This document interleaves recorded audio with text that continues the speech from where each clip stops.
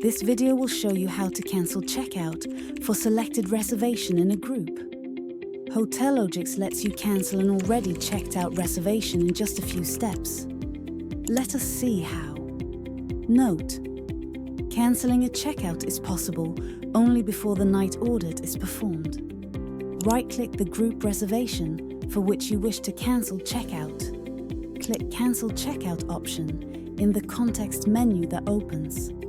The checkout is cancelled and the color of the reservation status changes on front desk. Note: the reservation status color can be customized from Admin Console. Alternatively, you may right-click the group reservation for which you wish to cancel checkout. Click View Details from the context menu that opens. The reservation opens in a new tab. Click Enable Editing to make any changes. At the bottom of the page, click on the room you wish to cancel checkout. This will open the single reservation screen. At the bottom, click Cancel Checkout. An alert opens.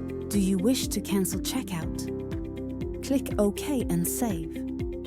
The cancelled checkout reservation status is updated on the front desk, which is indicated by the change in color. This brings us to the end of the video on how to cancel checkout for selected reservations in a group.